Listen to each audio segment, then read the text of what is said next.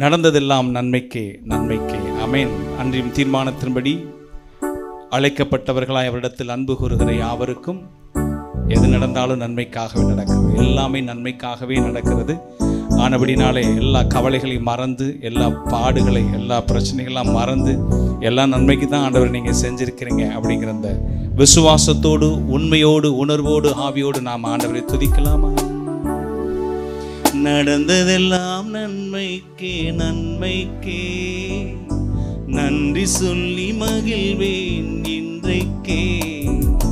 நடப்பதெல்லாம் நன்மைக்கே நன்மைக்கே, நன்றி சொல்லி மகிழ்வோம் இன்றைக்கே. நடந்ததெல்லாம் நன்மைக்கே நன்மைக்கே, நன்றி சொல்லி மகிழ்வேன் இன்றைக்கே. நன்றி நன்றி, எல்லாம் நன்மைக்கே நன்றி. நன்றி நன்றி, எல்லாம் நன்மைக்கே நன்றி. நடந்ததெல்லாம் நன்மைக்கே நன்மைக்கே, நன்றி சொல்லி மகிழ்வேன் இன்றைக்கே. நடப்பதெல்லாம் நன்மைக்கே நன்மைக்கே, நன்றி சொல்லி மகிழ்வேன் இன்றைக்கே. தீமைகளை நன்மையாக மாற்றினீர், துன்பங்களை இன்பமாக மாற்றினீர்.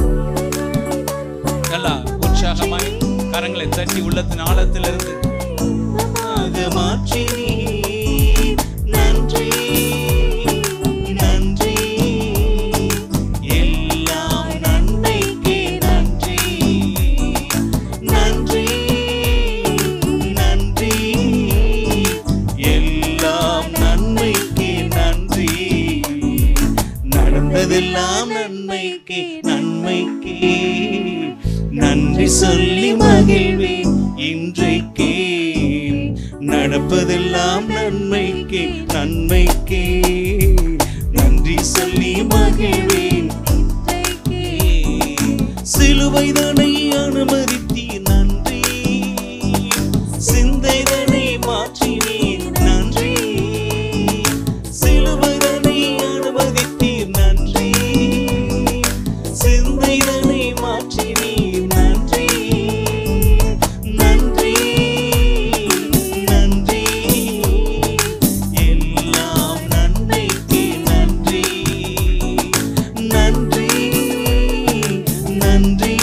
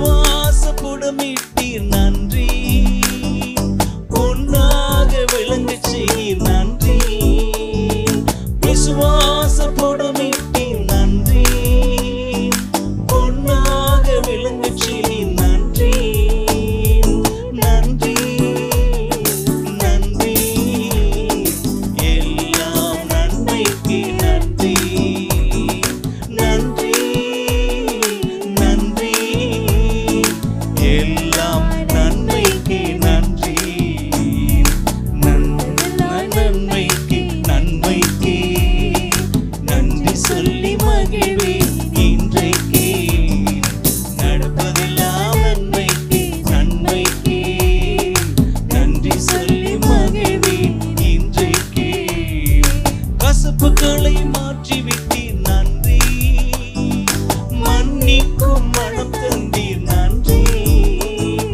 கசப்புகளை மாற்றிவிட்டீர் நன்றி, மன்னிக்கும் மனம் தந்தீர் நன்றி, நன்றி நன்றி, எல்லாம் நன்மைக்கு நன்றி, நன்றி நன்றி, எல்லாம் நன்மைக்கு நன்றி, நடந்ததெல்லாம் நன்மைக்கு நன்மைக்கு நன்றி சொல்லி மகிழ்வேன் இன்றைக்கு, நடப்பதெல்லாம் நன்மைக்கு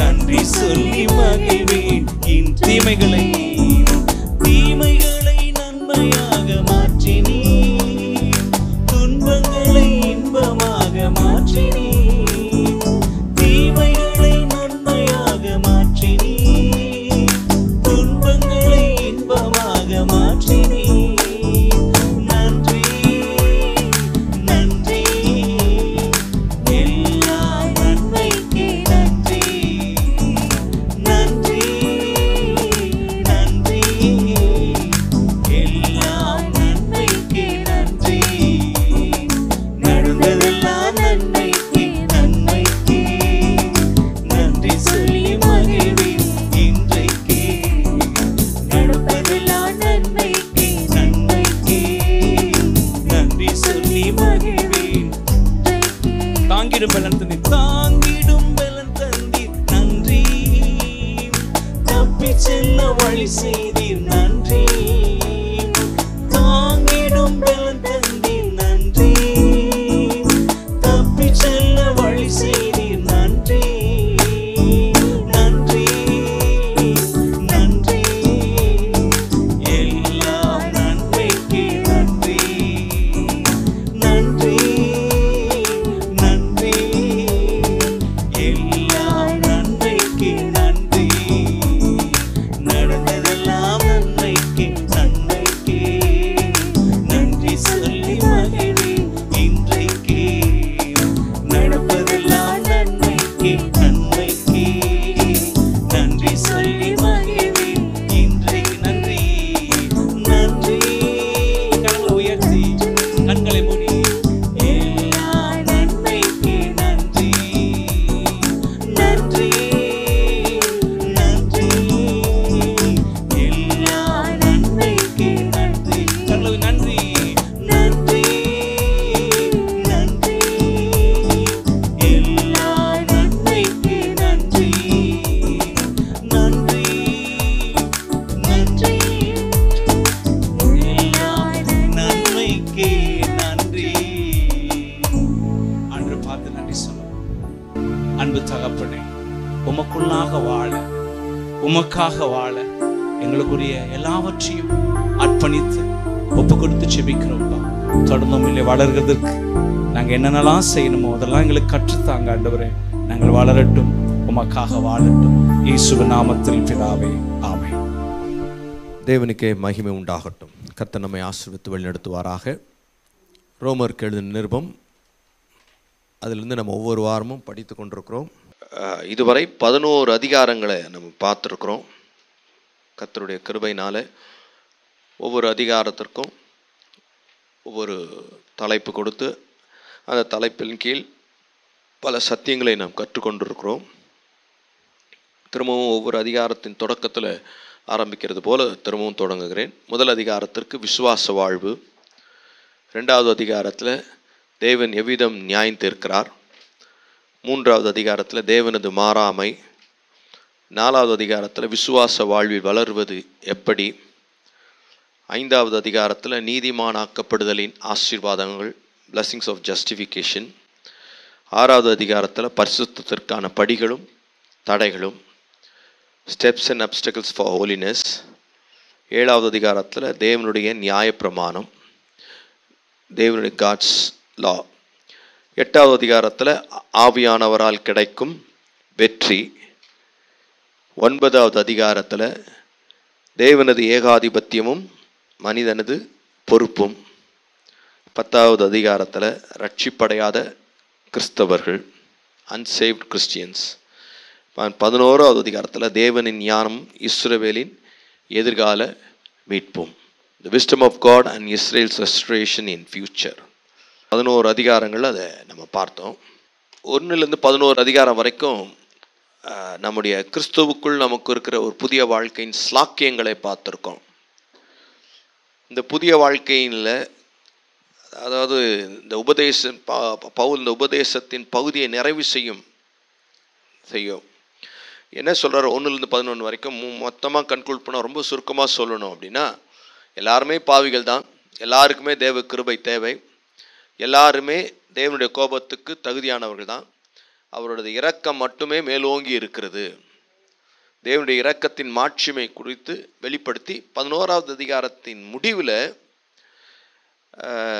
அவராலும் அவர் மூலமாயும் அவருக்காகவும் சகலமும் இருக்கிறது, சகலமும் அவராலும் அவர் மூலமாயும் அவருக்காகவும் இருக்கிறது, அவருக்கே மகிமை உண்டாவதாக என்கிற ஒரு துதியோடு கூட அது முடிகிறது.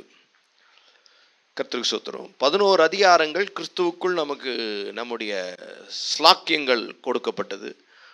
மீதி இருக்கிற 5 அதிகாரங்களும் நாம் செய்ய வேண்டிய கடமைகள் அல்லது நம்முடைய பொறுப்புகள், சேவைகள் பற்றியும் எழுதப்பட்டிருக்கிறது. முதல் 11 அதிகாரத்தில் நம்முடைய ஸ்லாக்கியங்கள், நமக்கு என்ன ஆச்சு, நம்ம எப்படி பாவத்தில் இருந்தோம், அது பாவத்திலேருந்து மீட்டெடுத்தது எது, அந்த மீட்டெடுக்கிறதுக்கு நியாயப்பிரமாணம் எவ்விதமாக உதவி செஞ்சுதா இல்லையா, ஆவியானவர் எப்படி நமக்கு அது உதவி செஞ்சார், இஸ்ரவேல் ஜனங்களின் ரட்சிப்பு எப்படி இருந்தது, அவங்களுடைய கர்த்தருடைய ஒரு சிலரை ரட்சித்தார், அநேகர் விடப்பட்டார்கள், புறஜாதிகளின் நிறைவு வரும் வரைக்கும் இஸ்ரவேலின் கண்கள் குருட்டாட்டமாக இருக்கும். இப்படி 11 அதிகாரத்தில் அந்த ரட்சிப்பை குறித்த காரியங்களாகவே இருந்தது. கர்த்தருக்கு ஸ்தோத்திரம்.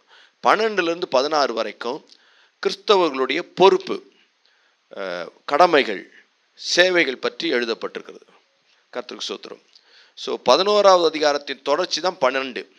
அதை ஆரம்பிக்கும் போதே 12வது அதிகாரத்தின் முதல் வசனத்தின் முதல் வார்த்தையை வாசிக்கும் போதே பார்த்தீங்கன்னா, அப்படி இருக்க, அப்படி இருக்க, எப்படி இருக்க, அப்படி இருக்க, எப்படி இருக்குன்னா சகலமும் அவராலும் அவர் மூலமாயும் அவருக்காகவும் உண்டாயிருக்கிறது, அவருக்கே கனமும் மகிமையும் ஸ்தோத்திரமும் உண்டாவதாக, அப்படி இருக்க. ஸோ அவரால் தான் எல்லாம் உண்டாயிருக்குது, அவருடைய கிருபையினால அவருடைய இரக்கம் மட்டுமே மேலோங்கி இருக்கிறது. அதனால ஒரு கூட்ட ஜனங்கள் ரட்சிக்கப்படுறாங்க. இதனுடைய தேவனுடைய அனந்த ஞானம், இது பரம ரகசியம் என்று பவுல் 11வது அதிகாரத்தில் சொல்றார். புறஜாதிகள் நிறைவு வரும் வரைக்கும் இஸ்ரவேலருடைய கண்கள் எப்படி இருக்குமா, குருட்டாட்டமாக இருக்கும். இது ரகசியம். ஆகவே இது ஏன் இப்படி என்றதெல்லாம் தெரியாது. ஆனால் அவரால் தான், அவருக்காக தான், அவர் மூலமாக தான் சகலமும் உண்டாயிருக்கிறது. அவருக்கே எல்லா மகிமையும் கனமும் துதியும் உண்டாவதாக, இரக்கம் மேன்மை பாராட்டப்பட்டிருக்கிறபடியால், இரக்கம் கிடைச்சிருக்கிறபடியால், நம்ம இரக்கத்தின் காலத்தில் இருக்கிறபடியால், அப்படி இருக்க சகோதரரே நீங்கள் உங்கள் சரீரங்களை, அப்போ 12வது அதிகாரத்தில் அதுக்கு தலைப்பு கொடுக்கணும் அப்படின்னா, தேவன் விரும்பும் சேவை, காட் ப்ளீசிங் சர்வீஸ்.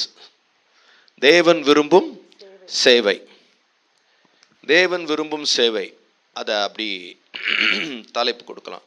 இந்த 12வது அதிகாரத்தில் தேவன் விரும்பும் அல்லது ஒவ்வொரு கிறிஸ்தவர்களும் படிக்க வேண்டிய காரியம், கிறிஸ்தவர்கள் எப்படி வாழணும் அல்லது அவங்க கடமைகள் என்ன, அவங்க பொறுப்புகள் என்ன அப்படின்றத படிக்கணும்னா நீங்கள் 12வது அதிகாரம், கர்த்தருக்கு ஸ்தோத்திரம். 8வது அதிகாரம் எப்படி ஆவியானவரால் கிடைக்கிற வெற்றி கிடைக்குதோ அதை மனப்பாடம் பண்ண சொன்னணும். இந்த 12வது அதிகாரத்தையும் நீங்கள் மனப்பாடம் பண்ணிங்கன்னா ரொம்ப நல்லது. ஏனென்றால் அதில் அநேக பொறுப்புகள் இருக்குது. கிறிஸ்தவத்தினுடைய பக்தி விருத்திக்கான ஒரு சீஷனாக எப்படி வாழணும், கர்த்தருடைய சேவை செய்கிற கிறிஸ்தவர்களாக எப்படி இருக்கணும் அப்படின்னு பல காரியங்கள் இருக்குது. அதில் இன்னைக்கு ஒரு காரியத்தை நம்ம பார்க்கலாம். முதல் காரியமாக என்ன சொல்லப்பட்டிருக்குன்னா, முதல் வசனம், அப்படி இருக்க சகோதரரே, நீங்கள் உங்கள் சரீரங்களை பரிசுத்தமும் தேவனுக்கு பிரியமுமான ஜீவ பலியாக ஒப்பு கொடுக்க வேண்டும் என்று தேவனுடைய இரக்கங்களை முன்னிட்டு உங்களை வேண்டிக் கொள்கிறேன். தேவனுடைய இரக்கங்களை முன்னிட்டு உங்களை வேண்டிக் கொள்கிறேன். இதுவே நீங்கள் செய்யத்தக்க புத்தியுள்ள இதுவே நீங்கள் செய்ய வேண்டிய செய்யத்தக்க புத்தியுள்ள ஆராதனை. அப்போ ஆராதனையில தான் முடிஞ்சுது 11ஆம் அதிகாரம். இங்க இரக்கம் இருக்கிறபடினால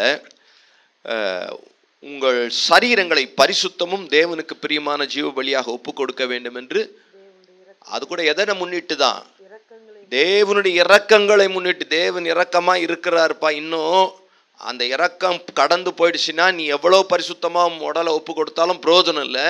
அதனால அந்த இரக்கத்தை முன்னிட்டு உன்னை நான் வேண்டிக் கொள்றேன், என்னன்னு உடலை ஒப்பு கொடுன்னு. அப்போ முதல் காரியம், தேவன் விரும்பும் சேவைக்கு தேவைப்படுற முதல் காரியம் என்னன்னா, உடலை தேவனுக்கு ஒப்பு கொடுங்கள். உடலை தேவனுக்கு ஒப்பு கொடுங்கள். Surrender your body to God. Surrender your body to God. உண்மை மார்க்கம் நமது மனதில் தான் இருக்குதுன்னு நமக்கு தெரியும். கிறிஸ்தவ மார்க்கம் அல்லது உண்மையான மார்க்கம், உண்மையான பக்தி அப்படின்னா எல்லாருமே என்ன சொல்லுவாங்க, மனசில் இருந்தால் போதும், மனசில் இல்லாமல் வெளியில் ஷோ காட்டுறது இல்லைங்க அப்படின்னு.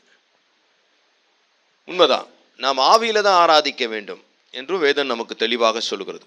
ஆனால் நமது உடல் உறுப்புகளை தேவனுக்கு பிரியமாக அங்கீகரிக்கப்பட்ட பலியாக இல்லாமல் ஆராதிக்கிறதுல அர்த்தம் இல்லை. அது மாய்மால ஆராதனை.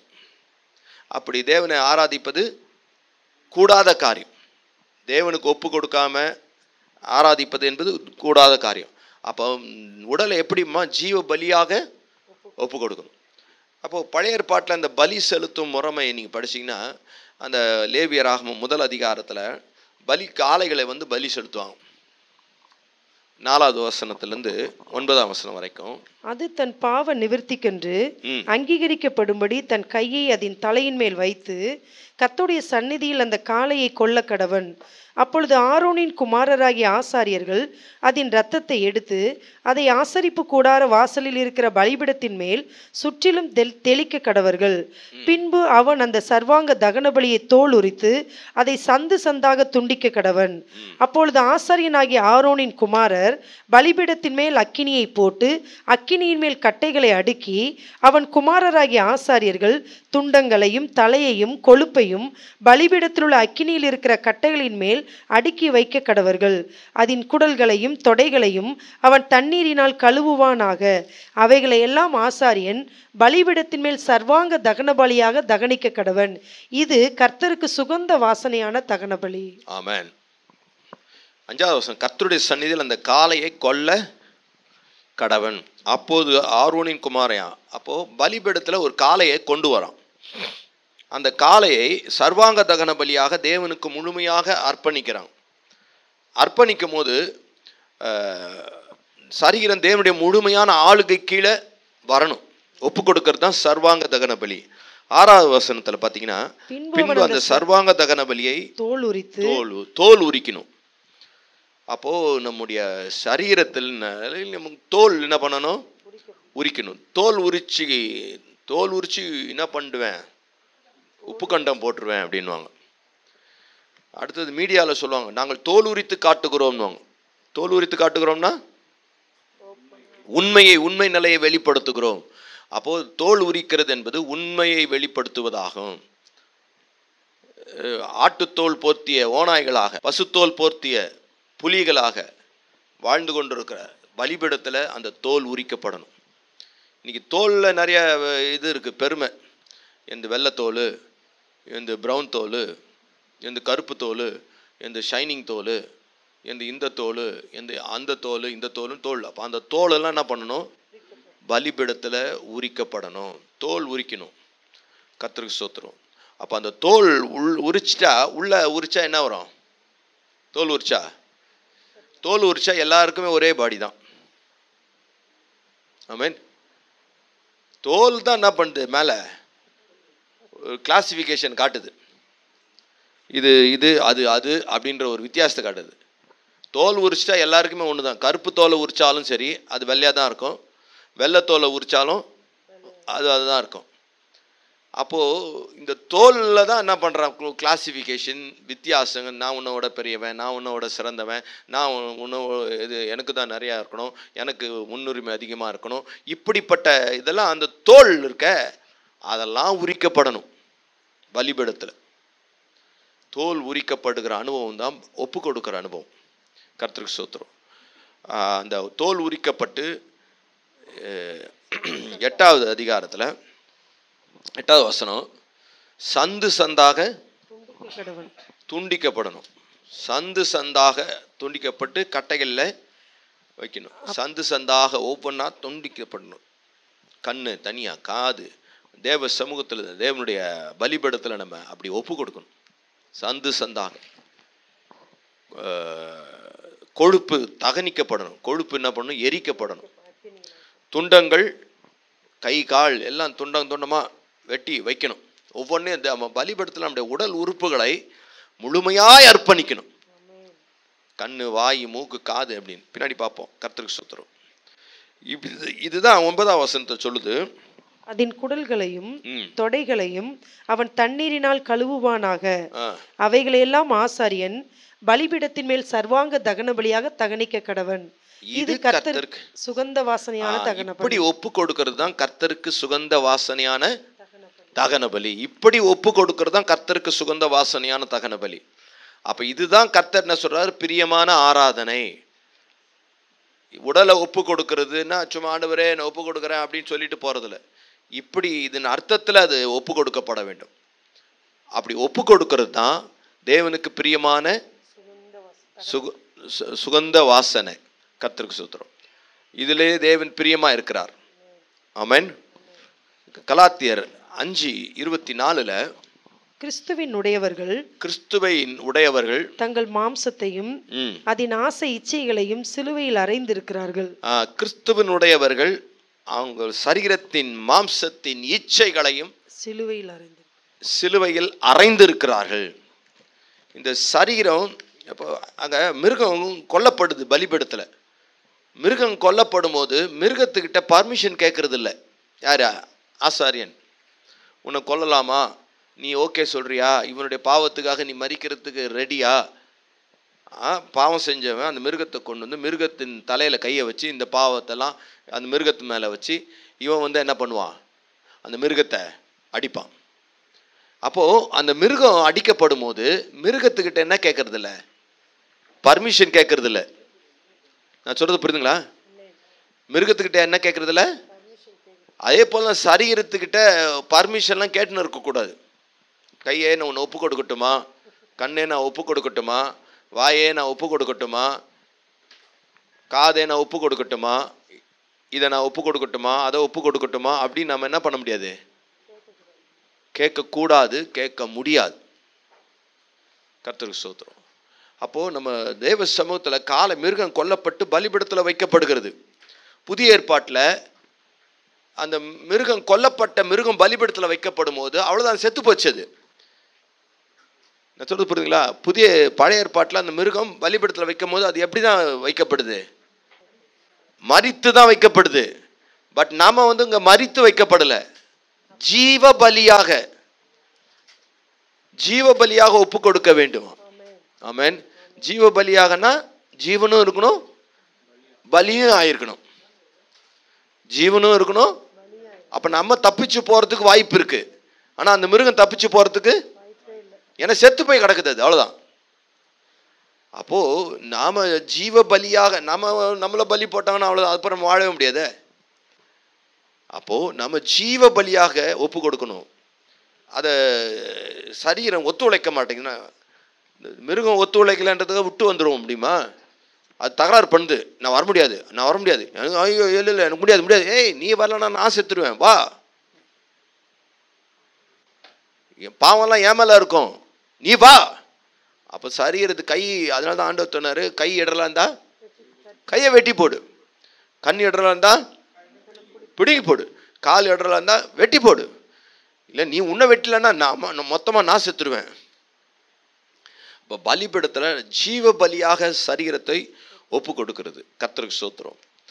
இதுதான் கொரிந்தியரில் பவுல் எழுதும் போது 1 கொரிந்தியர் 6வது அதிகாரம் 19-20 உங்கள் சரீரமானது நீங்கள் தேவனாலே பெற்றும் உங்களில் தங்கியும் இருக்கிற பரிசுத்த ஆவியினுடைய ஆலயமாய் இருக்கிறதென்றும் நீங்கள் உங்களுடையவர்கள் அல்லவென்றும் அறியீர்களா? ஆமா, உங்கள் சரீரமானது தேவனாலே பெற்றும் உங்களில் தங்கி இருக்கிற பரிசுத்த ஆவியினுடைய ஆலயமாய் இருக்கிறது என்றும் நீங்கள் உங்களுடையவர்கள் அல்லவென்றும் அறியீர்களா?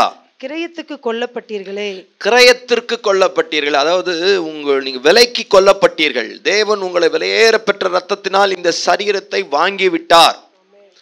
ஆமென். கிரயத்துக்கு கொல்லப்பட்டீர்களே. ஆகையால் தேவனுக்கு உடையவைகளாகிய உங்கள் சரீரத்தினாலும், இந்த சரீரம் யாருக்கு உடையது? தேவனுக்கு உடையது. தேவனுக்கு உடையவைகளாகிய சரீரத்தினாலும் உங்கள் ஆவியினாலும் தேவனை மகிமைப்படுத்துங்கள். அப்ப தேவனை மகிமைப்படுத்துறது முதல்ல எதுலதான்? சரீரம் தான். ஆவியில மகிமைப்படுத்துகிறேன், மனசு கர்த்தரை தேடுது. சரீரம் எப்படி வேணா போகணும். சரீரத்தினாலும் நாம் தேவனை மகிமைப்படுத்தணும். ஏனென்றால் இந்த சரீரம் தேவனுடையது, இது தேவனுடைய ஆலயம், இது தேவனால் விலைக்கு வாங்கப்பட்டிருக்கிறது. ஆமென்.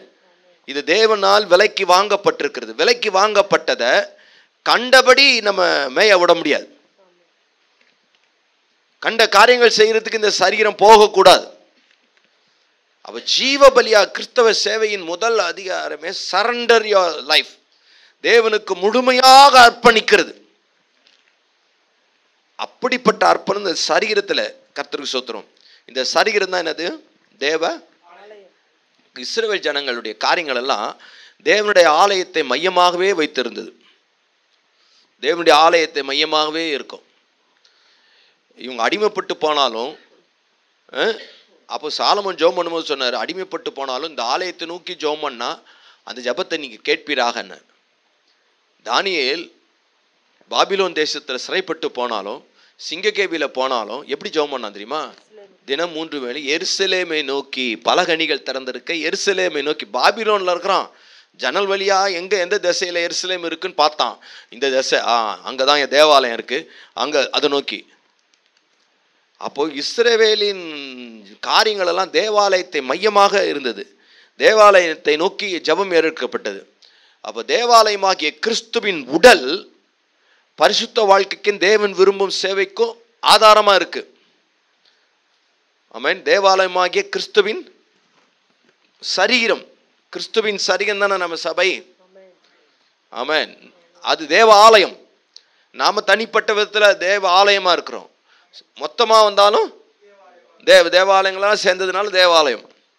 கிறிஸ்துவின் சரீரம் உடலும் பரிசுத்த வாழ்க்கைக்கும் கிறிஸ்தவத்தின் சேவைக்கும் தேவன் விரும்பும் சேவைக்கும் ஆதாரமாக இருக்கிறது என்பது இது எல்லா நிருபங்களும் உறுதிப்படுத்துகிறது. கர்த்தருக்கு ஸ்தோத்திரம். நீ எந்த நிருபங்கள் எடுத்தாலும் அதை நிச்சயம் பார்க்குறோம். ரோமருக்கு எழுதின நிருபத்தில் நம்ம வாசிப்போம். 6வது அதிகாரம் 16வது வசனம். மரணத்துக்கு ஏதுவான பாவத்துக்கானாலும், மரணத்துக்கு ஏதுவான பாவத்துக்கானாலும், நீதிக்கு ஏதுவான கீழ்ப்படிதலுக்கானாலும், நீதிக்கு ஏதுவான கீழ்ப்படிதலுக்கானாலும், எதற்கு கீழ்ப்படியும்படி உங்களை அடிமைகளாக ஒப்பு கொடுக்கிறீர்களோ, எதற்கு கீழ்ப்படியும்படி உங்களை அடிமைகளாக ஒப்பு கொடுக்கிறீர்களோ, அதற்கே கீழ்ப்படுகிற அடிமைகளாய் இருக்கிறீர்கள் என்று அறியீர்களா? அதற்கே கீழ்ப்படுகிற அடிமைகளாய் இருக்கிறீர்கள் என்று அறியீர்களா? முன்னே நீங்கள் பாவத்திற்கு அடிமைகளாய் இருந்தும், முன்னே நீங்கள் பாவத்திற்கு அடிமைகளாய் இருந்தும், இப்பொழுது உங்களுக்கு ஒப்புவிக்கப்பட்ட உபதேச சட்டத்திற்கு நீங்கள் மனப்பூர்வமாய் கீழ்ப்படிந்ததினாலே தேவனுக்கு ஸ்தோத்திரம். ஆமென். 19. உங்கள் மாம்ச பலவீனத்தின் நிமித்தம், உங்கள் மாம்ச பலவீனத்தின் நிமித்தம் மனுஷர் பேசுகிற பிரகாரமாய் பேசுகிறேன். அக்கிரமத்தை நடப்பிக்கும்படி முன்னே நீங்கள் உங்கள் அவயவங்களை அசுத்தத்திற்கும் அக்கிரமத்திற்கும் அடிமைகளாக ஒப்பு கொடுத்தது போல, இப்பொழுது பரிசுத்தமானதை நடப்பிக்கும்படி உங்கள் அவயவங்களை நீதிக்கு அடிமைகளாக ஒப்பு கொடுங்கள். ஆமென். 22. இப்பொழுது நீங்கள் பாவத்தினின்று விடுதலையாக்கப்பட்டு தேவனுக்கு அடிமைகள் ஆனதினால் பரிசுத்தமாகுதல் உங்களுக்கு கிடைக்கும் பலன். ஆமென். முன்னே உங்கள் சரீரத்தை பாவம் செய்யும்படி ஒப்பு கொடுத்தது போல இப்போ உங்க சரீரங்களை நீதிக்கேற்ற கிரியைகளை செய்யும்படி தேவனுக்கு அடிமைகளாக தேவ சமூகத்தில் அதை ஒப்பு கொடுங்கள். ஆமென். இந்த கிறிஸ்தவ சேவைக்கு இந்த சரீரம் ரொம்ப முக்கியம். இதன் மூலமாக தான் நம்ம தேவனுக்கு சேவை செய்ய போகிறோம். ஆமென். அப்போ இதை கர்த்தருடைய ஆலயத்தில் அல்லது கர்த்தருடைய பலிபீடத்தில் நம்ம ஒப்பு கொடுக்காத பட்சத்தில் கர்த்தருக்கு ஸ்தோத்திரம், நம்முடைய மற்ற எல்லா காரியங்களும் வீணாக தான் இருக்கும். அவன் அதனால தான் சகோதரரை பார்த்து பவுல் சொல்கிறாரு, சகோதரரை தேவனுடைய இரக்கங்களை முன்னிட்டு உங்களை வேண்டிக் கொள்கிறேன், கெஞ்சி கேட்குறேன்றார். சரீரங்களை ஒப்பு கொடுங்க. முன்னே அதுவா தானாக ஒப்பு கொடுக்கட்டும். அதுவா நான் என்ன பண்ணுறது பிரதர், என்ன கண்ட்ரோலே இல்லாமல் போகுது, இதுவே இல்லாமல் போகுது, அதுவா போகுது, நான் என்ன பண்ணுறது, சாயங்காலம் ஆயிடுச்சுன்னா எனக்கு ஒரு மாதிரி ஆகுது, மனசு அப்படியே போகுது, கண் அந்த பாட்டுக்கு போகுது, அதோட நோண்டுது, கண் வாய் அப்படி தான் பேசுது, கை கால் அப்படி தான் போகுது அப்படின்னு சொல்ல முடியாது. எப்படி மிருகத்தை வலுக்கட்டாயமாக பிடிச்சி இழுத்து ஒப்பு கொடுக்குறீங்களோ, ஒப்பு கொடுத்தார்களோ பழைய ஏற்பாட்டில், அதை போல சரீரத்தின் ஒவ்வொரு அவயவங்களையும் ஒப்பு கொடுக்க வேண்டும். கர்த்தருக்கு மகிமை உண்டாகட்டும். இது இப்படி ஒப்பு கொடுத்த ஒரு செயல் தான் நம்முடைய வாழ்க்கையில் இருக்கா? சரீரத்தை முழுமையாய் தேவனுக்கு அர்ப்பணித்த செயல் நம்முடைய வாழ்க்கையில் இருக்கா? இந்த அர்ப்பணித்தல், அப்படி முழுமையான அர்ப்பணித்தல் அப்படின்றதுக்கு நல்ல உதாரணம் ஆபிரகாம் தன்னுடைய குமாரன் ஈசாக்கை பலிபீடத்தில் ஒப்பு கொடுத்தது. ஆதியாகமம் 22வது அதிகாரம் நமக்கு எல்லாருக்கும் தெரிஞ்ச சம்பவம் தான். ஆனால் அதில் ஒரு சில வசனங்களை வாசிப்போம். 1-6 வரைக்கும் 1-2 மட்டும் இப்போ வாசிப்போம். இந்த காரியங்கள் நடந்த பின்பு தேவன் ஆபிரகாமை சோதித்தார். எப்படி எனில், அவர் அவனை நோக்கி ஆபிரகாமே என்றார். அவன் இதோ அடியேன் என்றான். அப்பொழுது அவர், உன் புத்திரனும் உன் ஏகசுதனும் உன் நேச குமாரனுமாகிய ஈசாக்கை நீ இப்பொழுது அழைத்து கொண்டு மோரியா தேசத்துக்கு போய் அங்கே நான் உனக்கு குறிக்கும் மலைகள் ஒன்றின் மேல் அவனை தகன பலியாக பலியிடு என்றார். ஆமென். கர்த்தர் ஆபிரகாமை குமாரன் ஈசாக்க பலி செலுத்தணும்னு சொன்னப்போ ஆபிரகாம் எந்த கேள்வியும் கேட்காமலே ஒப்பு கொடுத்தார். அதே போலதான் இந்த சரீரத்தின் ஒவ்வொரு உறுப்புகளையும் ஒப்பு கொடுக்கணும்ப்போ, இதை ஏன் ஒப்பு கொடுக்கணும் அப்படின்ற கேள்வியில ஒப்பு கொடுக்கணும் அப்படின்றது நியதியாக இருக்கிறதுனால அப்படியே சரீரத்தை ஒப்பு கொடுத்துரும். ஆமென். இந்த சரீரத்தை கண்ணு, காது, வாய் எல்லாவற்றையும் ஒப்பு கொடுக்குறோம். ஒப்பு கொடுத்த பிறகு நம்ம என்ன விசுவாசிக்கணும்? கர்த்தருக்கு நான் ஒப்பு கொடுத்துட்டேன். ஆமென். சரீரத்தை தேவனுக்கு ஒப்பு கொடுத்துட்டேன். ஒப்பு கொடுத்துட்ட பிறகு அன்னைக்கு விரோதமாக காரியங்கள் நடக்கும்போது என்ன பண்ணும்? உங்களை சீண்டுறாங்க, உங்களை நோண்டுறாங்க, உங்களை பேசுகிறாங்க. டபார் நீ ஒன்று பேசுனா நான் 4 பேசுவேன். காலைல என்ன பண்ண? ஒப்பு கொடுத்துட்டேன். அது ஒப்பு கொடுத்தேன். ஒப்பு சப்பான்லாம் இந்த வேலைக்காகாது. நான் சொல்ல சொல்றீங்களா? ஏசாயா 50:5-6 4வது வசனத்துல, அதாவது சமயத்துக்கு ஏற்ற வார்த்தை சொல்லும்படி காலையில அவர் என்ன பண்றாராம்? எழுப்புகிறாரு. கற்றுக்கொள்ளும்படி போல் கேட்கும்படி என் செவியை கவனிக்க செய்கிறார். கர்த்தராகிய ஆண்டவர் என் செவியை திறந்தார். நான் எதிர்க்கவும் இல்லை, நான் பின்வாங்கவும் இல்லை. கர்த்தராகிய ஆண்டவர் என் செவியை திறந்தார், நான் எதிர்க்கவும் இல்லை, பின்வாங்கவும் இல்லை. அடிக்கிறவர்களுக்கு என் முதுகையும் தாடை மயிரை பிடுங்குகிறவர்களுக்கு என் தாடைகளையும் ஒப்பு கொடுத்தேன். தாடைகளையும் ஒப்பு கொடுத்தேன். அவமானத்துக்கும் உமிழ்நீருக்கும் என் முகத்தை மறைக்கவில்லை. ஆமென். தாடைகளை, முதுக ஒவ்வொன்றையும் ஒப்பு கொடுத்தேன். இயேசு கர்த்தருக்கு ஸ்தோத்திரம்.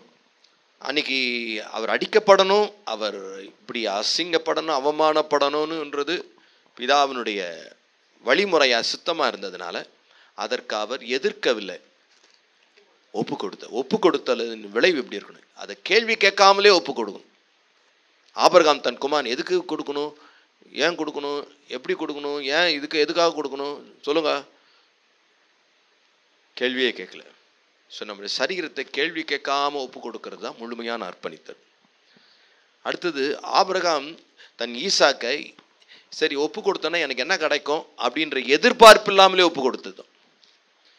எதிர்பார்ப்பு இல்லாமலே ஒப்பு கொடுக்கறது தான் முழுமையான ஒப்பு கொடுத்தல். என்ன கிடைக்கும்? இந்த சரீரத்தை ஒப்பு கொடுத்தா எனக்கு என்ன கிடைக்கும், என்ன கிடைக்கும் அப்படின்றது எனக்கு முக்கியம் இல்லை. தேவன் அதை விரும்புகிறார்.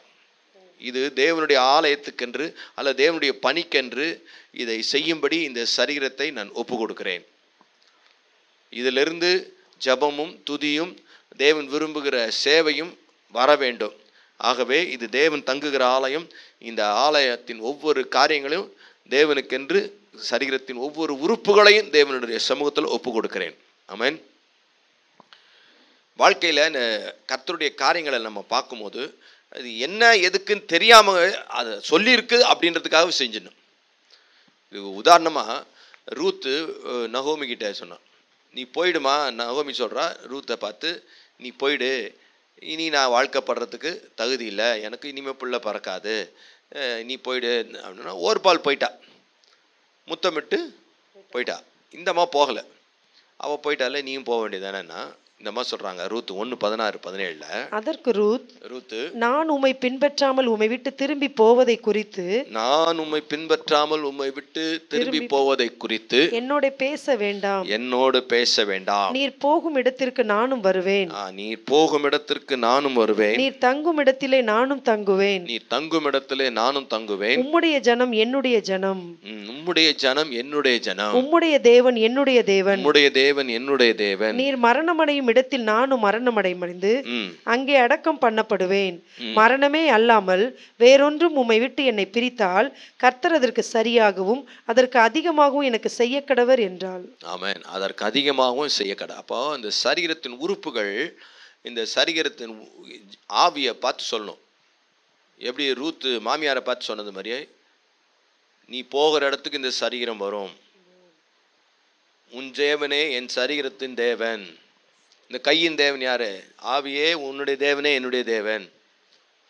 நீ இப்போ மரணமே இல்லாமல் வேற எதுவும் நம்மளை பிரிக்கக்கூடாது. கர்த்தர் அந்த அளவுக்கு தேவனுடைய ஆலயத்தின் அல்லது சரீரத்தை நம்ம எதிர்பார்ப்பே இல்லாமல் ஒப்பு கொடுக்குறோம்.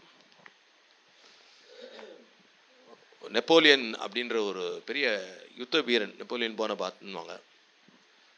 அவர் ஒரு கிராமத்தில் யுத்தத்துக்கு போகும்போது அந்த கிராமத்தை சூறையாடுறாங்க. அந்த கிராமத்தில் சூறையாடும் போது அங்கே ஒரு வயசானவர், இது இந்த மண் என்னுடையது, இந்த மண்ணுக்காக நாங்கள் விடமாட்டோம் அப்படின்னு சொல்லி அப்படியே நிற்கிறான். எல்லாரையும் வெட்டும்போது எல்லாரும் பயந்து ஓடிட்டு இருக்காங்க. இந்த வயசான கிழமை மட்டும் அப்படியே தைரியமாக நிற்கிறத பார்த்து நெப்போலியன் ஆச்சரியப்பட்டு,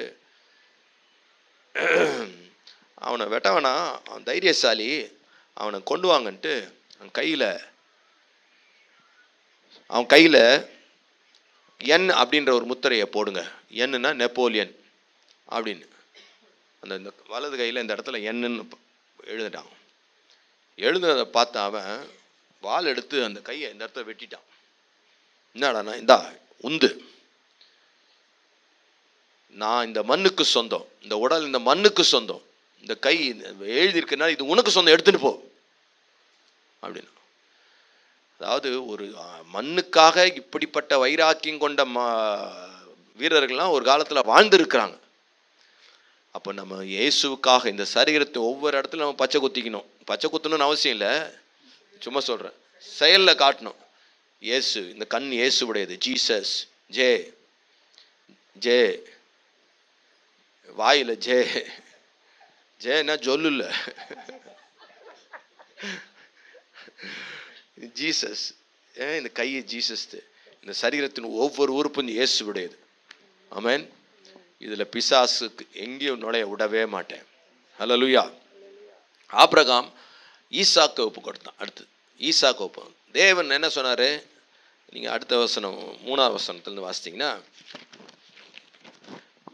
ஆபிரகாம் அதிகாலையில் எழுந்து தன் கழுதையின் மேல் சேணங்கட்டி தன் வேலைக்காரரில் 2 பேரையும் தன் குமாரன் ஈசாக்கையும் கூட்டிக் கொண்டு தகன பலிக்கு கட்டைகளையும் பிளந்து கொண்டு தேவன் தனக்கு குறித்த இடத்திற்கு புறப்பட்டு போனான். ஆமென். தேவன் நபரை குறித்திருந்தார். எந்த நபர்? ஈசாக்க பலியிடணும். இடம் எங்க? மோரியா மலையில. நாளுங்க 3 நாள் பிரயாண தூரம் டிஸ்டன்ஸ்ல இருக்கு. இந்த நாளில் 3 நாள் கழிச்சு அதை அப்போ நபர், இடம் எல்லாம் அப்போ தேவன் எதிர்பார்த்தபடியே ஒப்பு கொடுக்கிறது தான் உண்மையான ஒப்பு கொடுத்தது. சரீரத்தை தேவன் எதிர்பார்க்கிறபடியே நம்முடைய சரீரத்தை ஒப்பு கொடுத்துடணும். ஆமென். எப்போதும் ஆயத்தம். நமக்குன்னு ஒரு பர்சனல் அஜெண்டா, அது personal wishes or personal plan அப்படின்னு எதுவுமே இருக்கக்கூடாது. தேவன் இன்னைக்கு இப்போ இது விரும்புகிறாருன்னா அது ரெடி. இயேசு கிறிஸ்து பிசாசினால் சோதிக்கப்படுவதற்கு ஆவியானவராலே வனாந்தரத்துக்கு கொண்டு போகப்பட்டார். பிசாசினால் சோதிக்கப்படுறதுக்குன்னும் போது அவர் தேவகுமாரனாய் அந்த சோதனையை சந்திக்கவில்லை, மனிதகுமாரனாய் சந்திச்சார். மனுஷகுமாரனாய், தேவகுமாரன் என்கிற போர்வையில் அந்த இன்ஃப்ளூயன்ஸில் போய் சந்திக்கல. நான் சொல்றது புரியும் நினைக்கிறேன். ஏன்னா பிசாசு ஒவ்வொரு சோதனையில் நீ தேவகுமாரனே ஆனால் அதுக்கு முன்னாடி தான் இயேசு ஞானஸ்தானம் பெற்று கரையேறி பிதாவிடத்தில் சாட்சி பெற்றார், நீர் என்னுடைய நேசகுமாரன். இப்போ நேசகுமாரன் பிசாசு சொல்ல, நீ தேவகுமாரனே ஆனால் இந்த கல்லெல்லாம் அப்பமாகும்படி சொல்லும். அப்போ இயேசு அந்த இடத்துல ஒரு தடவை கூட பிதா அப்படின்ற வார்த்தை யூஸ் பண்ணவே இல்லை. மனுஷன் மாத்திரமல்ல, தேவனுடைய வாயிலிருந்து புறப்படுகிற பிதாவின் வாயிலிருந்து புறப்படுகிற தேவனுடைய வாயிலிருந்து புறப்படுகிற ஒவ்வொரு வார்த்தை. அப்போது இயேசு அந்த சோதனையை மனுஷகுமாரனாவே சந்திச்சு தன் சரீரத்தை அப்படி ஒப்பு கொடுத்துருந்தார். ஆமென். நான் சொல்றது புரியுது. அதாவது அந்த இன்ஃப்ளூயன்ஸ் கெயின் பண்ணல. நீ யார், உனக்கு என்ன இருக்கு என்ன அப்படின்றத சில நேரங்களில் உங்கள் சரீரத்தை நீங்கள் ஒப்பு கொடுத்தாகணும். உதாரணமாக ஒரு பெரிய பிஸ்னஸ்மேன் அவர் என்ன பண்ணார், தன்னுடைய கோடிக்கணக்கில் சொத்து இருக்குது, பிஸ்னஸ் இருக்குது. அவனுக்கு இருந்த ஒரே வாரிசு பையன். அவனை அந்த இதில் உட்கார வைக்கணும்னு ஆசைப்பட்டார். ஆனால் அதுக்கு முன்னாடி அவர் சொன்னார், நீ அதுக்கு ப்ரூவ் பண்ணி காட்டணும் அப்படின்னாரு. சரி, என்ன பண்ணும், ஒரு குறிப்பிட்ட இடத்துக்கு போ, ஏதாவது ஒரு இடத்துக்கு சூஸ் பண்ணிக்கோ, நான் ஒரு அமௌண்ட்டு தரேன், ஒரு அவ்வளோதான் 75,000 என்னமோ தரேன், இதை வச்சு அங்கே போய் என் பேரை யூஸ் சொல்லக்கூடாது, நீ என்னுடைய பையன் சொல்லக்கூடாது, என்னுடைய இதிலிருந்து வர்றேன்னு சொல்லக்கூடாது, நீ ஒரு ஏதோ காமன் மேனாக இருந்து அந்த இடத்துல போய் பிஸ்னஸ் செஞ்சு நீ மேலே காட்டு, அதுக்கப்புறமா பார்க்கலாம் அப்படின்னு.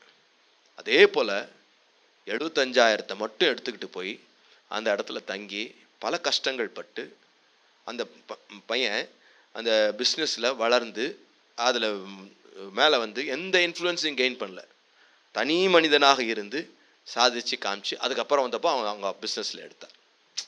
நான் என்ன சொல்கிறது, அதே போல் தான் இயேசு இங்கே அவர் தன்னுடைய செல்வாக்கை தன்னுடைய இப்போ நம்ம போகணுன்னா, நான் இன்னாருடைய இதுங்க இன்னார் இதுலேருந்து வரேங்க, நான் இங்கேருந்து வரேங்க, எனக்கு இவ்வளோ அனுபவங்க இதெல்லாம் இருக்குது, ஒன்றுமே இல்லைங்க, நான் இதாங்க படிச்சிருக்கிறேன், சர்டிஃபிகேட் கூட இல்லை, ரொம்பலாம் கொடுக்கல, இதாங்க படிச்சிருக்கிறேன், இதுதாங்க இருக்குது, இதுக்கு எனக்கு கொடுங்க வேலைன்னா யோசிப்பாங்க.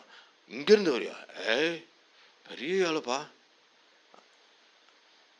இயேசு கிறிஸ்து தேவகுமாரன், நேசகுமாரன் அப்படின்ற இன்ஃப்ளூயன்ஸில் போல மனித குமாரனாக, ஆமென், தேவன் விரும்புகிற சில நேரங்களில் நாம் யார் என்னது அப்படின்னு சொல்லக்கூடாதபடிக்கு தேவன் நம்முடைய காரியங்களை அடைக்கும் போது நாமளும் என்ன பண்ணணும், அடங்கிடணும். நான் யார் தெரியுமா, நீ யார் அப்படின்றத காட்ட, ஆமென், எங்கேருந்து வரேன் தெரியுமா, நீ என்ன தெரியும் என்ன பேசினுங்க அப்படின்றது. ஸோ சில நேரங்களில் கர்த்தரை அப்படி சொல்லும் போது அப்படி சரீரத்தை ஒப்பு கொடுக்கணும். அதுக்கப்புறமா 5வது வசனம். அப்பொழுது ஆபிரகாம் தன் வேலைக்காரரை நோக்கி, நீங்கள் கழுதையை நிறுத்தி இங்கே காத்திருங்கள், நானும் பிள்ளையாண்டானும் அவ்விடம் மட்டும் போய் தொழுது கொண்டு உங்களிடத்துக்கு திரும்பி வருவோம் என்றான்.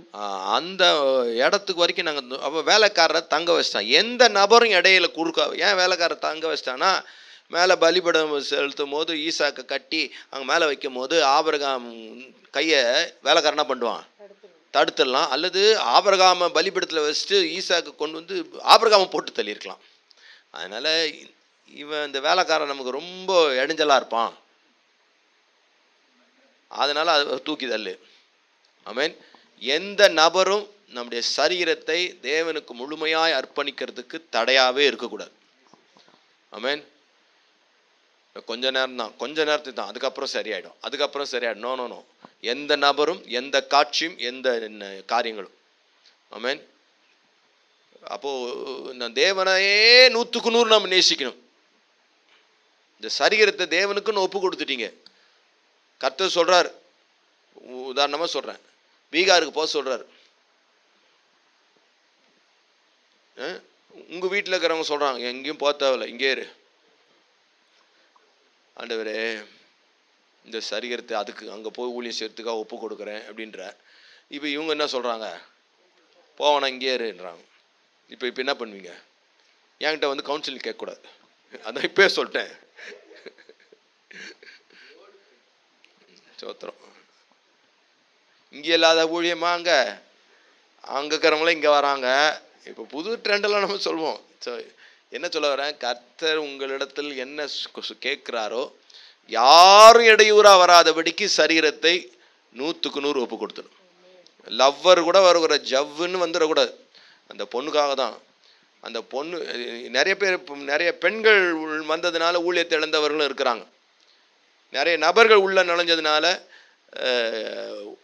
பெற்றோர்கள் வந்ததுனால ஊழியத்தை தரிசனத்தை இழந்த வாலிபர்களும் இருக்கிறார்கள். அதனால் நம்முடைய வாழ்க்கையில் நாம் நம்முடைய ஒப்பு கொடுத்தல், சரீரத்தை ஒப்பு கொடுத்தலுக்கு எந்த நபரும் குறுக்க வரவே கூடாது. ஆமென். கர்த்தருக்கு ஸ்தோத்திரம். அதாவது இது எப்படின்னா, செக்கை சைன் பண்ணி கொடுக்குறீங்க. அதாவது ஒருத்தருக்கு ஒரு அமௌண்ட் கொடுக்கணும், ஆனால் எவ்வளோ அமௌண்ட்டுன்னு தெரியாது. அதே சமயத்தில் என்ன பேரில் கொடுக்கணும் அப்படின்னு தெரியாது. பட் ஆனால் அவர் கொடுக்கணும். கொடுக்க போகிறது நீங்கள் இல்லை, இன்னொருத்தர் மூலமாக கொடுக்குறீங்க. அப்போ அந்த இன்னொருத்தர் மூலமாக கொடுக்கும்போது சைன் பண்ணி கொடுக்குறீங்க தெரியுமா? சைன் பண்ணி அவங்க கொடுக்கும்போது அந்த நபரை நம்ம என்ன பண்ணுறோம், நம்பி கொடுக்குறோம். ஏன்னா அந்த அந்த செக்கை என்ன வேணால் பண்ணலாம், என்ன வேணால் பண்ணலாம், எவ்வளோ அமௌண்ட் வேணால் எழுதிக்கலாம், யாருக்கு வேணாலும் கொடுக்கலாம். அப்போ அந்த நம்பி அதை கொடுக்குறது. அதை மாதிரி நீங்கள் கர்த்தருக்கு உங்கள் வாழ்க்கையை நம்பி கொடுக்கணும். நான் சைன் பண்ணிடுறேன் ஆண்டவரே, இதில் என்ன அமௌண்ட் வேணால் ஃபில்அப் பண்ணிக்கோங்க ஆண்டவரே, இதை யாருக்கு வேணாலும் எடுத்து பயன்படுத்திக்கோங்க ஆண்டவரே, எந்த ஊருக்கு வேணாலும் எடுத்து பயன்படுத்திக்கோங்க ஆண்டவரே, எந்த தேசத்துக்கு வேணாலும் எடுத்து பயன்படுத்திக்கோங்க ஆண்டவரே, இதில் எவ்வளோ அமௌண்ட் வேணாலும் எங்கிட்டேருந்து எவ்வளோ பிடுங்க முடியுமோ பிடிங்கோங்க ஆண்டவரே அப்படின்னு சைன் பண்ணி ஒப்பு கொடுக்கறது தான். ஆமென். கர்த்தருக்கு ஸ்தோத்திரம். அப்போ நம்முடைய சரீரத்தின் ஒவ்வொரு உறுப்புகளையும் தேவனுடைய சமூகத்தில் ஒப்பு கொடுக்கணும். யோபு சொல்றார் 31:1, என் கண்களோடு உடன்படிக்கை பண்ணின நான் கன்னிகையின் மேல் நினைப்பாயிருப்பது எப்படி? கன்னிகையின் மேல் நினைவாயிருப்பது எப்படி? கண்ணை கர்த்தருடைய சமூகத்தில் ஒப்பு கொடுக்கணும். இந்த கண்ணே, கர்த்தர் கண்களோடு உடன்படிக்கை பண்ணியிருக்கிறேன். கண்களுக்கு கலிகம் போடுவதா? கண்கள் நேராய் நோக்கப்படுவது, அசுத்த காட்சி, அசுத்த காரியங்கள் பார்க்கக்கூடாது ஆண்டவரே, தினந்தோறும் ஒப்பு கொடுங்க. தேவன் அருவருக்கிற காரியங்களை நான் பார்க்கக்கூடாது அப்படின்னு சொல்லி தேவ சமூகத்தில் இந்த கண்ணை ஒப்பு கொடுங்க. தேவன் விரும்பாத காரியங்கள், தேவன் வெறுக்கிற காரியங்கள், கர்த்தர் அசுத்தத்தை பாராத சுத்த கண்ணராக இருக்கார். அப்போ இந்த கண்கள் கர்த்தருடைய கண்கள். கர்த்தர் எதை பார்க்கணும்னு நினைக்கிறார் அதை மட்டும் பார்க்கணும். கர்த்தர் பார்க்கிற கண்களாக இது மாறட்டும் ஆண்டவரேன்னு சொல்லி ஒப்பு கொடுங்க. அடுத்து காது. இந்த காதை ஒப்பு கொடுக்குற ஆண்டவரே, இந்த காது புறங்கூறுதலை கேட்கக்கூடாது, விரும்பாத கேட்கக்கூடாது, பரியாச காரியங்களை கேட்கக்கூடாது, வம்பும் புத்தீனமான காரியங்களை கேட்கக்கூடாது, ஒட்டு கேட்கக்கூடாது. என்ன அப்படின்றதெல்லாம் காது கர்த்தருக்கு சொத்துரும். கர்த்தருடைய வார்த்தை கேட்கணும், கர்த்தர் விரும்புகிறத கேட்கணும். இந்த காது மூலம் கேட்கறதன் மூலமாக இருதயத்தை நிரப்பும் பலமுறை சொல்லியிருக்கேன். அப்போ இந்த காதை கர்த்தருடைய சமூகத்தில் ஒப்பு கொடுத்து, ஆண்டவரே நீர் விரும்பாத எதையும் நான் கேட்கக்கூடாதுப்பா. நீ எந்த அசுத்த பாடல், மியூசிக்கு அல்லது அசுத்த காட்சிகள், அசுத்த பேச்சு, என்னாச்சு இந்த கதை கேட்கறது, இதெல்லாம் வெட்டி கதை கேட்கறது, இதெல்லாம் கேட்கக்கூடாது. ஆண்டவரே இந்த காதை ஒப்பு கொடுக்குறேன்னு சொல்லி தேவ சமூகத்தில் ஒவ்வொரு நாளும் சரீரத்தின் ஒவ்வொரு உறுப்புகளையும் ஒப்பு கொடுங்க. அதை துண்டம் துண்டமாக வெட்டி ஒவ்வொரு சரீரத்தின் உறுப்புகளையும் ஒப்பு கொடுங்க. வாயை ஒப்பு கொடுங்க. இந்த வாயிலிருந்து கெட்ட வார்த்தை ஒன்று வரக்கூடாது. பக்தி விருத்திக்கு ஏதுவான வார்த்தைகள் தான் வரணும். சங்கீதம் 19:14 சொல்லுது, என் கண்மலையும் என் மீட்பருமாகிய கர்த்தாவே, என் வாயின் வார்த்தைகளும் என் இருதயத்தின் தியானமும் உமது சமூகத்தில் பிரீதியாய் இருப்பதாக. ஆமென். என் வாயின் வார்த்தைகள் உம்முடைய சமூகத்தில் பிரியமாய் இருப்பதாக, உம்முடைய சமூகத்தில் அங்கீகரிக்கப்படுவதாக. என் வாயிலிருந்து பக்தி விருத்திக்கான கிருபையுள்ள வார்த்தைகள் வருவதாக, அன்புள்ள வார்த்தைகள் வருவதாக, நன்மையும் கிருபையும் உள்ள நல்ல வார்த்தைகள் என் வாயிலிருந்து வரட்டும் அப்படின்னு சொல்லி இந்த வாயை தினந்தோறும் ஒப்புக்கொடு. ஆமென். உதடுகள்ல இருந்து தேன் ஒழுகும் வார்த்தைகள் வரட்டும். கரங்களை ஒப்பு கொடுங்க. ஆண்டவரே, இந்த கரங்களை நான் ஒப்பு கொடுக்குறப்பா, இந்த கரங்கள் மூலமாக நன்மை செய்யுங்க ஆண்டவரே. இந்த கரங்கள் மூலமாக இந்த கையின் கிரிகளை இன்னைக்கு நான் செய்கிற வேலையை கர்த்தர் ஆசீர்வதி. இந்த கையை கர்த்தருக்கு ஒப்பு கொடுத்துட்டு கர்த்தருக்கு ஸ்தோத்திரம் ஒவ்வொரு நாளும் ஒப்பு கொடுக்கணும். பவுல் சொல்கிறான், நான் அனுதினமும் சாகிறேன். அனுதினம் daily, it's a daily practice. கையை ஒப்பு கொடுக்குறேன். அப்படி ஒப்பு கொடுத்துட்டு சமையல் செஞ்சீங்கன்னா நல்லாயிருக்கும். ஒப்பு கொடுத்துட்டு செஞ்சீங்கன்னா எதுவுமே நல்லாயிருக்கும். இந்த கரங்கள் மூலமாக வியாதியஸ்தில் வைக்கும் போது அற்புத அடையாளம் நடக்கட்டும் ஆண்டவரே. இந்த கரங்கள் உதவிக்கான கரங்களாக இருக்கட்டப்பா. இந்த கரங்கள் உம்முடைய கரங்களாக இருக்கட்டப்பா. இந்த கரங்கள் மூலமாக அநேக தொடப்படட்டும் ஆண்டவரே. நன்மைக்காகவே இந்த கரங்கள் பயன்படட்டும் அப்படின்னு சொல்லி இந்த கரங்களை ஒப்பு கொடுங்க. ஆமென். அடுத்தது கால்கள். நீ நடத்தும் வழிகளில் நான் நடக்க எனக்கு உதவி செய்யுங்க ஆண்டவரே. நீ விரும்பும் பாதையில் நான் நடக்க இந்த கால்களை பயன்படுத்துங்கப்பா.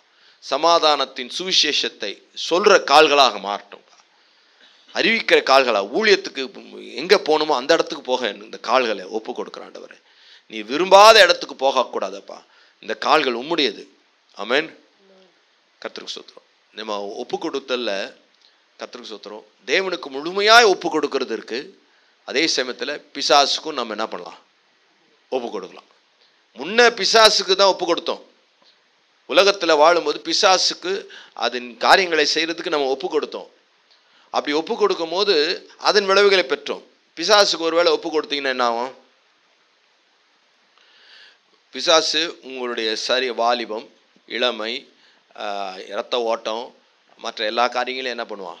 எடுத்து யூஸ் பண்ணிவிட்டு அவன் தீமையான காரியங்களை செய்கிறதுக்கு பயன்படுத்திட்டு பணத்தை யூஸ் பண்ணுவான், படிப்பை யூஸ் பண்ணுவான், இளமையை யூஸ் பண்ணுவான், எனர்ஜியை யூஸ் பண்ணுவான்.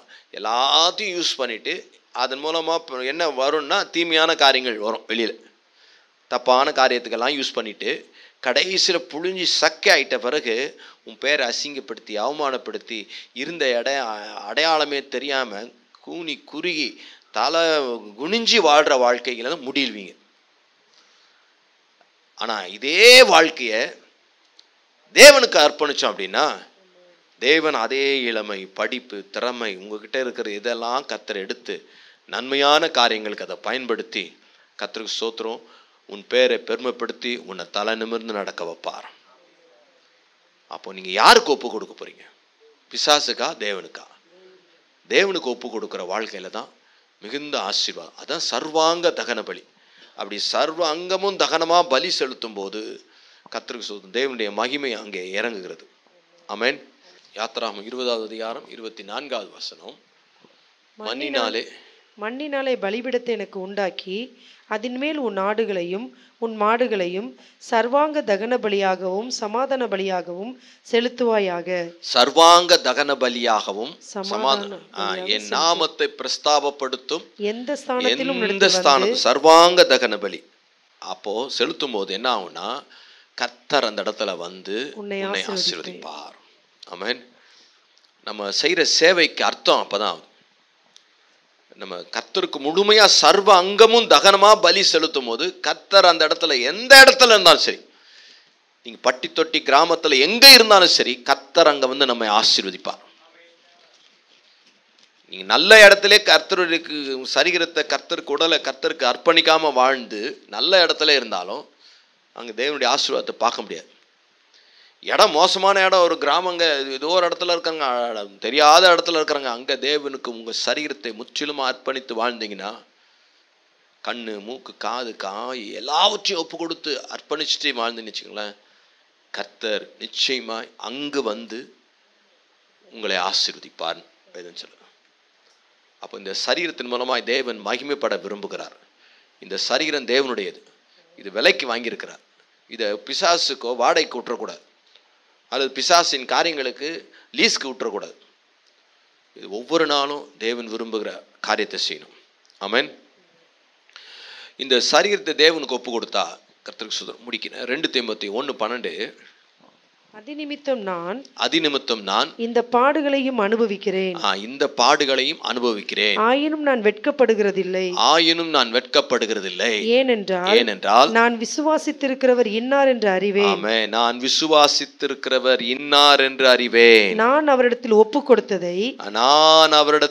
கொடுத்ததை அவர் அந்நாள் வரைக்கும் காத்துக்கொள்ள வல்லவராய் இருக்கிறார் என்று. ஆமென். அவர் அந்த நாள் வரைக்கும் காத்துக்கொள்ள வல்லவராய் இருக்கிறார் என்று நிச்சயித்தும் இருக்கிறேன். நான் சொல்லட்டுமா, எதை நீங்க அவரிடத்துல ஒப்பு கொடுத்தீங்களோ அதை அவர் அந்த நாள் வரைக்கும், அவருடைய வருகை மட்டும், அவர் சந்திக்கிற நாள் வரைக்கும் அவர் காத்துக்கொள்ள வல்லவர். அதாவது சில நேரங்களில் திருட்டு போயிடும் அப்படின்றதுக்காக நகையெல்லாம் எங்கே திரும்பி வைப்பாங்க?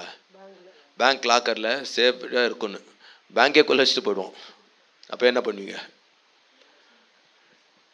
எதுவுமே நிச்சயம் இல்லை. ஆனால் பாதுகாப்பாக நிச்சயமாக இருக்கிறது எதுன்னு கேட்டிங்கன்னா தேவனிடத்தில் மட்டும்தான்.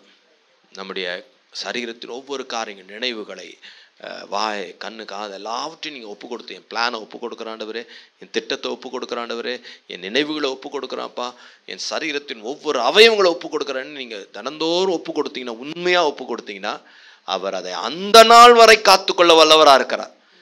மற்ற எல்லா பாதுகாப்பை விட தேவனிடத்தில் ஒப்பு கொடுக்கறது தான் சேஃப்டி. சேஃப்டி சேஃப்டி சேஃப்டி பாதுகாப்பான லாக்கர். அதுதான். இது எதுவுமே பாதுகாப்புன்னு சொல்ல முடியாது. அதனால தான் பவுல் சொல்ற நிச்சயித்திருக்கிறேன். ஆமென். நிச்சயமா சொல்லுவேனால.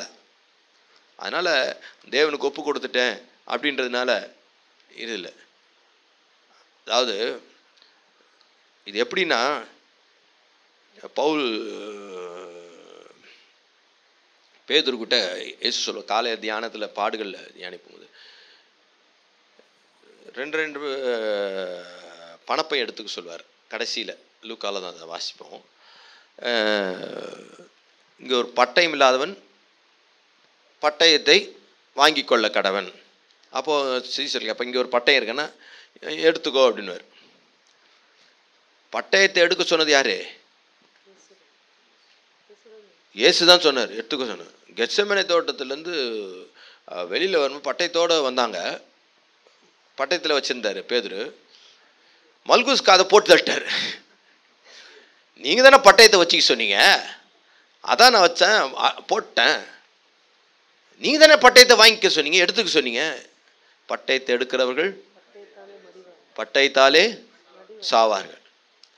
நீ பட்டயத்தை வச்சுக்கலாம், ஆனால் எடுக்கக்கூடாது, யூஸ் பண்ணக்கூடாது. நான் சொல்றது புரியுதுங்களா? பட்டயத்தை வச்சுக்கலாம், ஆனால் என்ன பண்ணக்கூடாது? யூஸ் பண்ணக்கூடாது. இதுதான் சுயமரித்த நிலை. நீ யாருன்றது காட்டக்கூடாது. உனக்கு கை இருக்கும், வாய் இருக்கும், கண் இருக்கும், அதிகாரம் இருக்கும், பவர் இருக்கும். ஏன் நீ பேசுறது ரைட்டாக கூட இருக்கும், பேசக்கூடாது. உரிமை, ஏன் என் உரிமை, அடங்கு. இதுதான் சரீரத்தை ஒப்பு கொடுக்குறது. சொல்லுங்களா? அப்படி தேவனுக்கு பிரியமான ஜீவ பலியாக பட்டயம். எனக்கு நியாயம் இருக்குது, என் பக்கம் நியாயம் இருக்குது, என் பக்கம் உரிமை இருக்குது, என் பக்கம் இது இருக்குது, அதனால் நான் பேசுகிறேன் அப்படின்னு நம்ம என்ன பண்ணிட முடியாது, பேச முடியாது. அமைதியாக இருந்துரு. ஆமென். ஸோ பேதுரு பட்டயத்தை எடுக்கிறவன் பட்டயத்தால் மடிவான், பட்டயத்தை உரையில் போடு. சும்மா ஷோக்கு தான் அது, யூஸ்லாம் பண்ணக்கூடாது. அதுதான் சுயம் மரித்த நிலை. ஆமென். அப்படி நம்ம இயேசுவுக்கு நம்ம முழுசா ஒப்பு கொடுத்தோம் அப்படின்னா அவர் அந்த நாள் வரை காத்துக்கொள்ள வல்லவரா இருக்கிறார். ஆமென். யூதா 1:23-24 மாம்சத்தால் கரைப்பட்டிருக்கிற வஸ்திரத்தையும் வெறுத்து தள்ளுங்கள். வலுவாதபடி உங்களை காக்கவும் தமது மகிமையுள்ள சன்னிதானத்திலே மிகுந்த மகிழ்ச்சியோடு உங்களை மாசற்றவர்களாய் நிறுத்தவும் வல்லமை உள்ளவரும் தாம் ஒருவரே ஞானம் உள்ளவருமாகிய நம்முடைய இரட்சகராகிய தேவனுக்கு கனமும் மகிமையும் வல்லமையும் அதிகாரமும் இப்போதும் எப்போதும் உண்டாவதாக. ஆமென். மாம்ச இச்சினா கரைப்பட்டிருக்கிற வஸ்திரத்தை வெறுத்து தள்ளுங்கள், வலுவாதபடி காக்க அவர் வல்லமை உள்ள தேவனா இருக்கிறார். ஆமென். நீங்க மாம்ச இச்சைகளை வெறுத்துட்டீங்கன்னா வலுவாதபடி அவர் காப்பாய். நீங்க கீழே விழாதபடிக்கு, இந்த மாம்சத்தில் அசுத்தம் நெருங்காதபடிக்கு முதல் பாதுகாப்பு எடுக்க வேண்டிய மெஷர் யார், அந்த ஸ்டெப் எடுக்க வேண்டியது நம்ம தான். அப்போ கர்த்தர் உதவி செய்வார். அவருக்கு நம்ம ஒப்பு கொடுத்துடணும். தீமைகள் எதையுமே அணுகாதபடிக்கு வெதுக்கி தள்ளணும். எது சரீரத்தின் காரியங்கள், எது தேவையில்லாத பழக்கங்கள், நண்பர்கள், வட்டாரங்கள், அதெல்லாம் என்ன பண்ணிடணும், ஒதுக்கி தள்ளிடணும். இல்லை அவங்களையும் வச்சுப்பேன் அப்படின்னா நிச்சயமாக அந்த சரீரம் திரும்பவும் அந்த இடத்துக்கு தான் போகும். அதனால் இது சரீரத்தை நீதியின் அவயவங்களா, ஒரு வேலை அடிமைகளாக ஒப்பு கொடுங்க, அடிமைகளாக ஒப்பு கொடுக்கணும். இந்த சரீரம் எஜமானா மாறக்கூடாது. யோபு சொன்னார், என் இருதயம் என் கண்களை பின்பற்றிருந்தில்ல, என் இருதயம் என் கண்ணை பின்பற்றிருந்தில்ல. யோபுவின் புஸ்தகம் 31:7. என் நடைகள் வழியை விட்டு விலகினதும், என் நடைகள் வழியை விட்டு விலகினதும், என் இருதயம் என் கண்களை பின்தொடர்ந்ததும், என் இருதயம் என் கண்களை பின்தொடர்ந்ததும், கண்ணு பார்க்கிற இடத்துக்கெல்லாம் என் இருதயம் போல ஏதாயிலும் ஒரு மாசு என் கைகளில் ஒட்டி கொண்டதும். அதாவது இப்படி இருந்தா எனக்கு இப்படிப்பட்ட சாபம் வரட்டும்ன்றார்.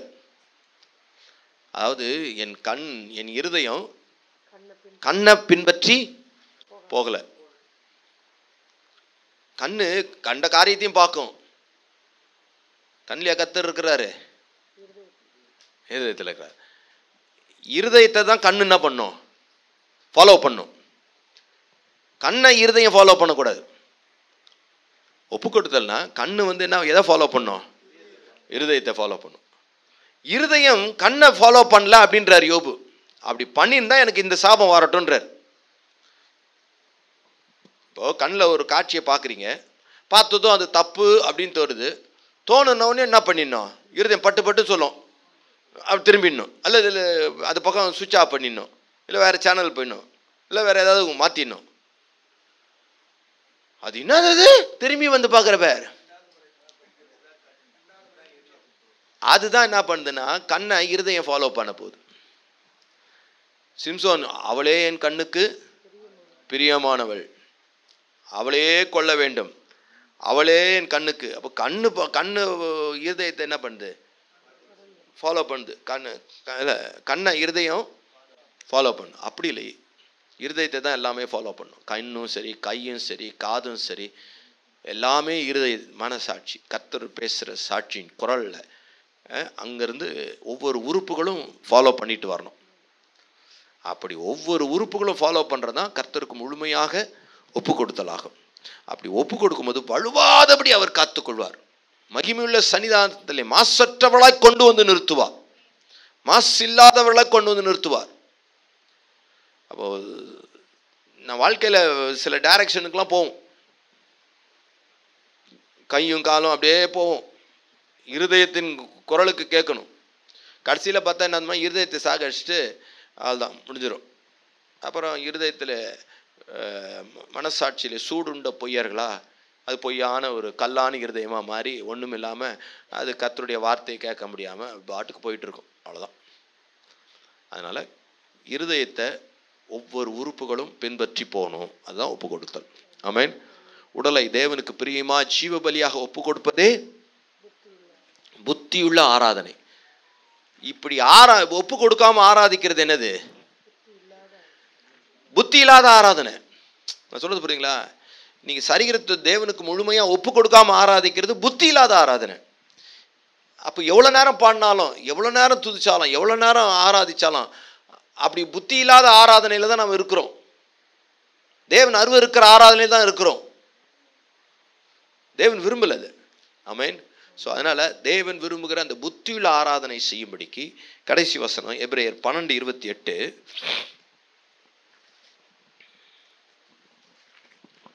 ஆதலால் அசைவில்லாத ராஜ்யத்தை பெறுகிறவர்களாகிய நாம் பயத்தோடும் பக்தியோடும் தேவனுக்கு பிரியமாய் ஆராதனை செய்யும்படி கிருபையை பற்றிக் கொள்ள கடவோம். ஆமென். பயத்தோடும் பக்தியோடும் தேவனுக்கு பிரியமாய் ஆராதனை செய்யும்படி. இன்னைக்கு ஆராதனைன்றதுல பயமும் இல்லை, பக்தியும் இல்லை, அப்படியே ஒரு ஆராதனை இன்னொரு வேற டைமென்ஷன் போயிடுச்சுன்றாங்க. அதெல்லாம் மியூசிக்கு போட்டு அது லைட்டிங் புகை அப்படின்றத பார்த்து சாலமன் கட்டின ஆலயத்தில் 120 பேர் அப்படியே யூனிஃபார்ம் போட்டு ஆராதிச்சாங்க, ஒருமிக்க பாடினாங்க, கிண்ணரகம் மியூசிக்லாம் இருந்தது. அவங்க என்ன பாடினாங்க தெரியுமா? கர்த்தர் நல்லவர், அவர் கிருபை. இங்கே மியூசிக்னால இங்கே நம்ம இப்போ வேறு மாதிரி ஆகிடுச்சு. என்ன ஆயிடுச்சுன்னா மியூசிக்கு அப்படி போட்டு அதை லைட்டிங்கை போட்டு அதை பெருசாக காண்பிக்கணும்னு அப்படின்ற நிலைமை மாறிடுச்சு ஆராதனைன்றது. பயத்தோடும் பக்தியோடும் ஆராதிக்கணும்.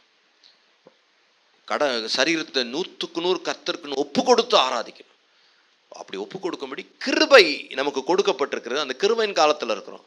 நீ நிறைய பேர் ஆராதனைக்கே வர்றதில்லை, அப்படியே வந்தாலும் சரீரத்தை ஒப்பு கொடுக்காமலே ஆராதிக்கிறார்கள். அப்போது தேவன் நம்முடைய சரீரத்தை முற்றிலுமாய், நம்முடைய வாழ்க்கையை முற்றிலுமாய் அர்ப்பணித்து அந்த ஆராதனை முடிக்கிறது தான் புத்தியுள்ள ஆராதனை.